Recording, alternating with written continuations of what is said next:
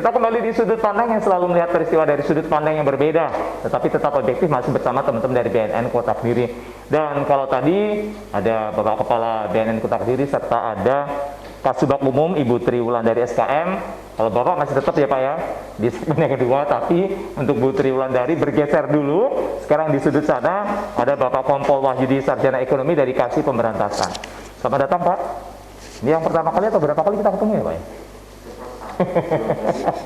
Baik, sebelum nanti saya ke Pak Gunawar lagi, saya ke Kasih Pemberantasan. Nah, secara garis besar Pak Wahyudi, dari satu tahun terakhir ini kan saya tadi sempat ngobrol sama Pak Gunawar bagaimana pemberantasan narkoba atau P4GN dilakukan dalam rangka HANI kan begitu.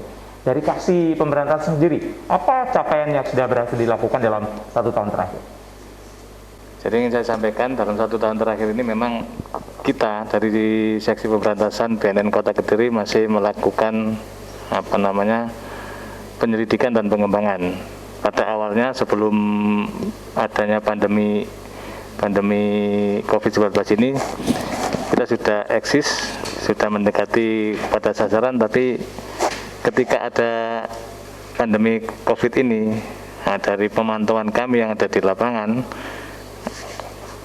orang-orang yang sudah kita targetkan itu agak mundur pelan-pelan. Jadi mereka takut dengan adanya pandemi ini yang pertama, kemudian mereka juga membaca situasi di lapangan karena kan banyak sekat-sekat untuk pengecekan ya, yang orang lalu lalang pakai kendaraan itu.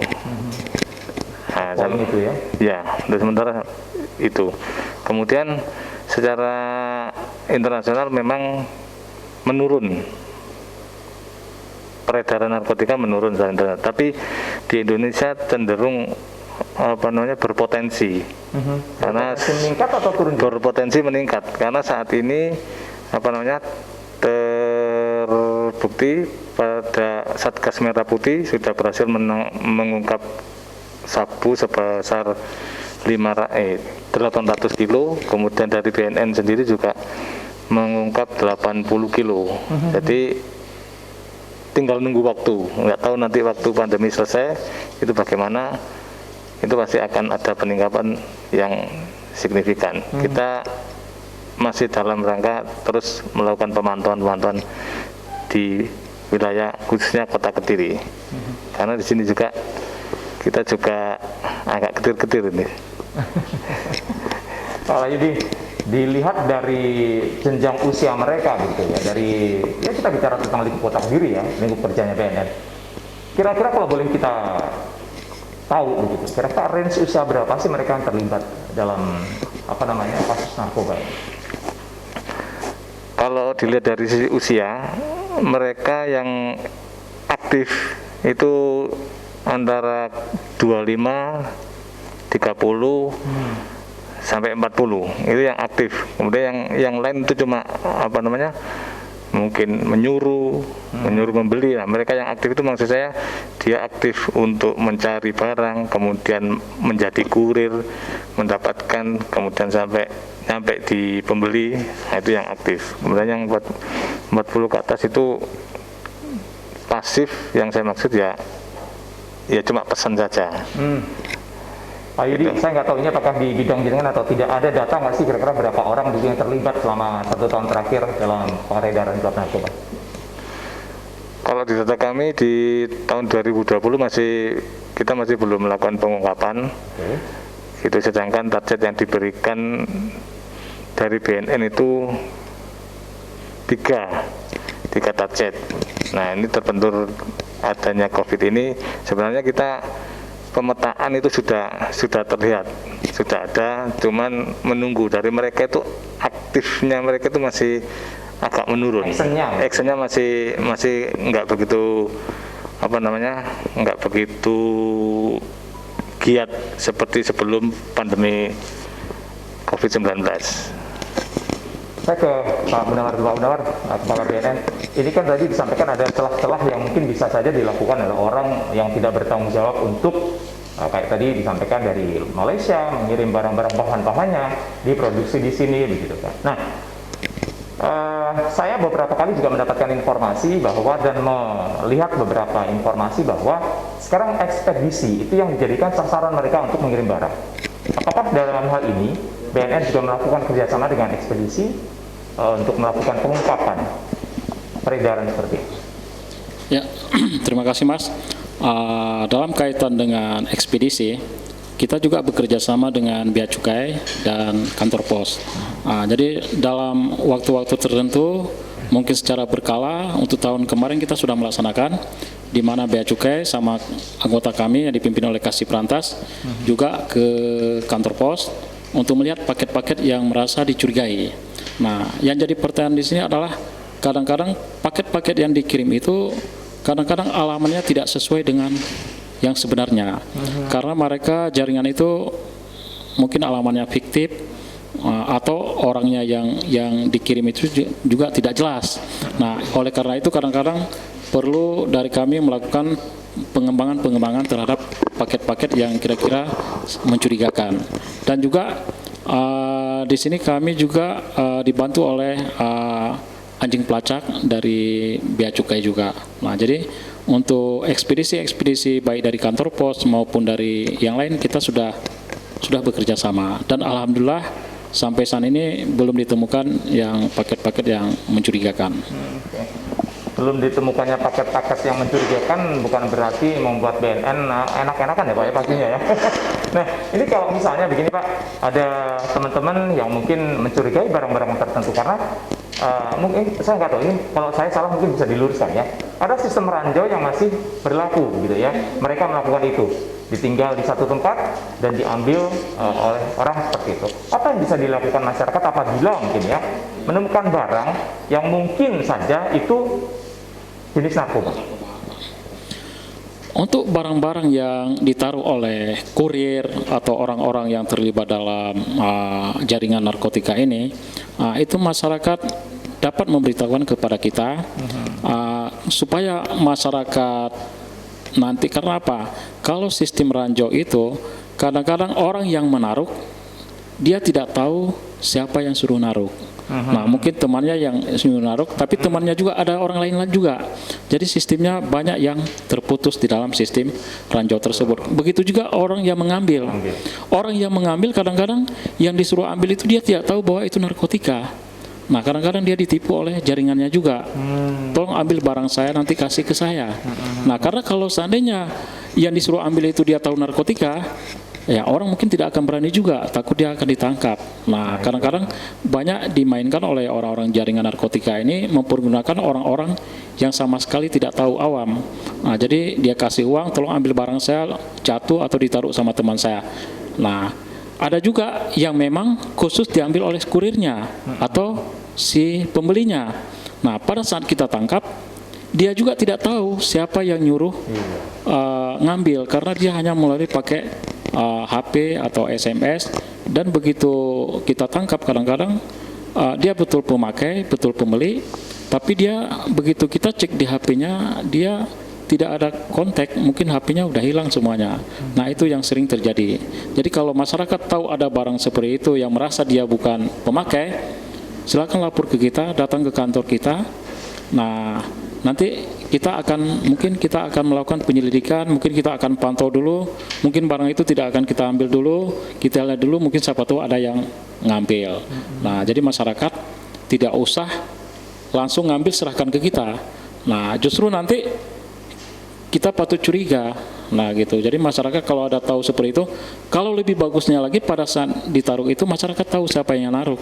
Nah, itu lebih bagus informasinya ke kita, dan kita akan jamin kerahasiaan daripada masyarakat yang melaporkan ke kita itu. Ya, kadang-kadang mungkin mereka takut begitu ya. Ini mungkin mereka tahu, misalnya saja kan mudah mungkin diketahui ya, kayak misalnya ganja atau apa gitu. Masyarakat mungkin saja kalau misalnya dia takut, justru malah dia membuang, atau bagaimana sih mereka sebagai saksi ini, apakah memang mereka juga bisa dilindungi berdasarkan hukum? Semuanya akan kita lindungi, apalagi masyarakat yang melaporkan dia tahu siapa yang menaruh itu. Dia tahu orang yang melakukan kejahatan itu akan kita ibaratnya kita jamin keamanannya. Kita tidak mungkin kita ekspos, dan mungkin juga nanti bisa juga telepon ke kita. Kita kan punya Instagram, punya nomor kantor. Mungkin mereka takut ke kantor, silakan telepon kita. Nanti anggota kita akan menjumpai orang yang bersangkutan yang melapor ke kita di tempat-tempat yang kira-kira tidak mencurigakan. Nah, yang tidak mungkin dipantau oleh jaringan yang lain itu. Saya ke Pak Wahyudi, apakah mereka itu nanti juga akan dilakukan tes, Pak? Maksudnya begini, saya misalnya orang awam menemukan sesuatu yang saya mungkin tahu ini adalah jenis narkoba. Apakah mereka nanti yang menemukan melaporkan ke teman-teman? Apakah dites juga urinnya atau bagaimana begitu? Kalau kalau kita berbicara melindungi saksi, memang benar-benar saksi itu harus benar-benar tidak diketahui oleh luar, oleh orang-orang lain untuk menjaga keselamatan dia. Mungkin kalau seandainya kita berbicara tentang test kit, itu salah satu upaya kita, apakah dia itu juga termasuk dalam jaringan tersebut, karena jaringan itu juga bisa berpura-pura, bisa berperan seolah-olah dia tidak tahu apa-apa, padahal sebenarnya dia yang ngatur langkah-langkahnya. Oh, nanti saya ambil di sini, saya letakkan di sini, pura-puranya dia sebagai pengambil juga laporan, oh ini saya menemukan gini, ternyata sebenarnya dia juga ada keterlibatan di dalamnya. Karena saat ini di Jawa Timur sudah terpantau juga semua jaringan yang ada di sini. Yang dulunya itu bungkusnya itu ada inisialnya, ada tanda-tandanya. Saat ini sudah tidak ada sama sekali tanda-tandanya. Jadi sudah nggak ketahuan apakah itu barang narkotika atau bukan, itu sudah nggak ketahuan. Jadi langkah-langkah antisipasi kita saja untuk melakukan itu. Kalau memang dia negatif ya tetap kita lindungi. Kalau positif kita kembangkan. Kenapa bisa positif? Apalagi dia kedapatan menguasai barang tersebut. Jadi pembelajaran juga buat masyarakat yang awam ya, karena kalau dalam kondisi ada undang-undangnya kan, kalau memang dia kedapatan walaupun bukan milik sendiri, walaupun bukan kurir, itu akan kena sanksi begitu ya. Apalagi dia positif, pasti kan kita pasti berpikir, loh ini kamu aja positif apalagi bawa ini itu. Oke, Pak. Udah disampaikan tambah. Perlu kami tambahkan bahwa kalau memang yang mereka itu memang pemain atau betul-betul kurir, mereka pasti nggak mungkin lapor lah sama kita, ya kan? Nah, nggak mungkin lapor, apalagi dia pemakai. Nah, jadi pemakai itu datang aja ke kantor BNN, kalau dia merasa pemakai, dia takut pasti akan dites urin. Nah, nggak mungkin. Nah, paling kalau masyarakat, dan juga selama ini tidak ada masyarakat yang berani ngambil, Mas. Paling dia laporkan ke kita, Pak, kalau nggak salah ada barang curiga di sana, Pak, tolong dilihat. Nah, jadi harus sekedar memberikan informasi. Karena mereka takut juga pada saat dia ngambil, tahu-tahu ada jaringan narkotika yang tahu, nah dia kena, dipikir ya kan, nah itu yang udah diintip sama polisi, dia ngambil, dia kena juga. Nah, akhirnya dia ini proses. Nanti walaupun dia bilang polisi, saya tidak tahu Pak, saya cuma mengambil barang aja. Memang selama ini yang kita tangkap selalu begitu. Pak, saya tidak ini Pak, saya cuma pakai aja gitu kan, alasannya begitu. Padahal dia kurir. Banyak yang terjadi seperti dikatakan Pak Kasih Berantas. Mungkin pada kesempatan ini kami sampaikan ucapan terima kasih kepada masyarakat Kota Kediri karena dari kegiatan PM4GN ini mereka sangat mendukung dan antusias sekali, sehingga tidak ada orang yang tidak tahu tentang bahaya narkotika. Jadi selama kami di sini, kami berterima kasih karena edukasi tentang narkotika itu sangat bagus diterima oleh masyarakat, khususnya masyarakat Kota Kediri.